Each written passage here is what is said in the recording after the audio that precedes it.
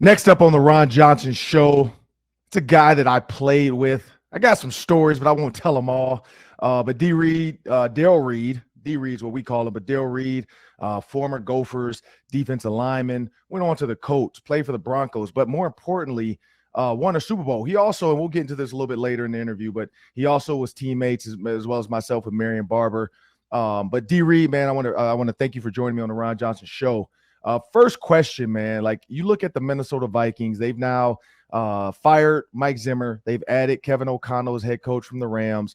They bought in Ed Donatel, defensive coordinator. They're changing from a 4-3 to a 3-4. So different scheme, different players. Za'Darius Smith comes over from the Packers. A lot of moving pieces. But when you think about culture, because there's culture conversations all around the league, college too. You got roll the boat with PJ Fleck. You got John Harbaugh with the khakis and the hard nose, Michigan Wolverines. You know, everybody tries to talk about culture.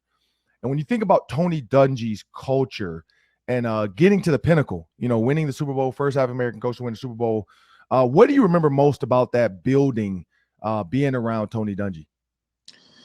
Well, that building with the Colts, the culture of that building from the top of the organization all the way down, they built a winning culture, and it was great leadership, you know, from the top down, from ownership to the building, and everybody cared about each other, you know, and it was very close-knit family, that Colts team, and we had a lot of great players on that team. If you go back and look at that team, there's 5 or 6 or 7 Hall of Famers or future Hall of Famers on that team. So we also had a really great team. I didn't realize that, you know, you don't go to the playoffs every year until I went to Denver, you know, because I was so used to starting off 10-0 every season. Like, I thought it was the norm. Like, this is the standard.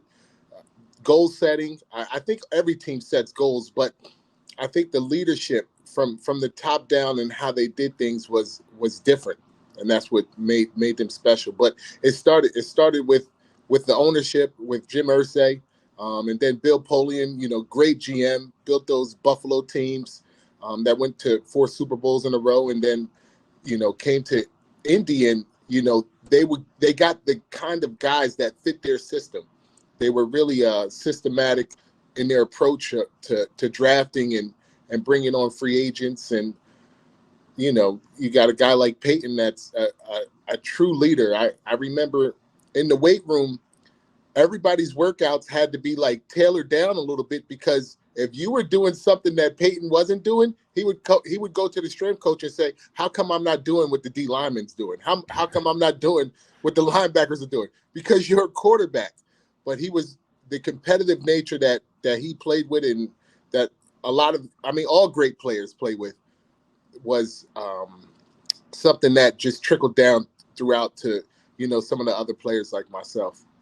Yeah, when you look at the NFL quarterback, you say at the top, you know, Peyton Manning, I remember being there for 2 off seasons as an assistant coach and just working with the receivers, working with Clyde Christensen, you know, Reggie Wayne, Marvin Harrison, Anthony Gonzalez, Roy Hall. And then, you know, you look over at Dallas Clark and you see, you know, Peyton Manning out there working out.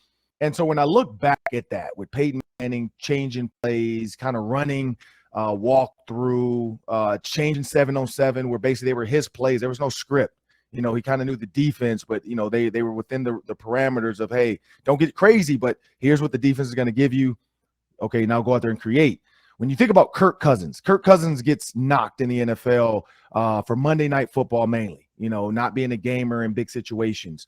When you think about Peyton Manning and what he did, what can Kirk Cousins do to get people to start to see him that way, as a guy that can win in big moments, as a guy that can lead the team, as a guy that's going to compete, you know, every single day?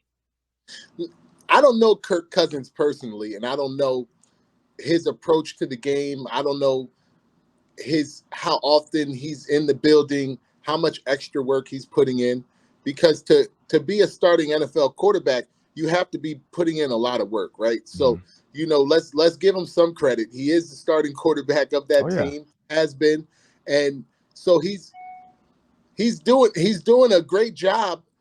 How could he take it to the next level? I'm not sure. I know what Peyton did, but I also know that Peyton was one of the most gifted quarterbacks in NFL history. You know, with his mental and his right arm, he was very gifted, but he did put in a lot of extra work. I can remember times where by the time I got to Indianapolis, he had been there for about 8 years, him and Marvin. And if they missed any route, if they missed anything in practice, after practice, they would hit that route over and over. And I'd be in the parking lot leaving, and they're still on the field hitting the same route over and over and over again. And you know, that's one thing about that I realized after I was done playing. I needed to be putting in a lot of extra work to try to catch up with these greats. They were already all pro. They were already Hall of Famers, and they were still their drive, you know, and their drive to be perfectionists. And I mean, it goes across all sports and all genres, and all the greats. They put in a lot of extra work, and I don't know. Kirk Cousins might already be putting in a lot of extra work, and some of that is God given. Some of that is you have to be in the right place at the right time, and maybe this year is his time. Yeah. Yeah. I mean, you had a new coach, new culture, new mindset. When you think about Tony Dungy's team meetings, Tony Dungy's conversations with you, I mean, you've had, and for people, please YouTube Darrell Reid special teams play for the Colts. Like, it'll pop up. It was the biggest hit I've ever seen in my life. I was proud to be a Gopher in that moment.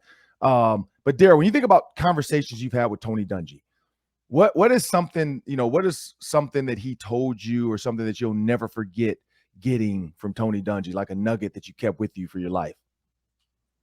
There's so many, and you know Coach Dungy, you know him personally, and so he walks with a different type of vibe. He doesn't curse. He's not a rah-rah coach. He's not going to be yelling at guys, and he's going to speak to you more like a father figure, and he's going to put things.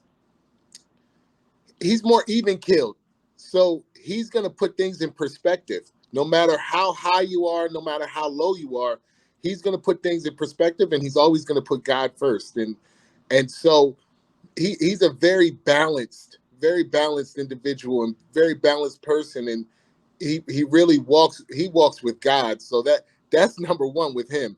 And but the way he approaches the game is more like, or approaches players and relationships with players, is more like a father figure. Is more like this is football, but there's more than just football. But you know, the goal setting and all of that is going to remain there as far as football goes.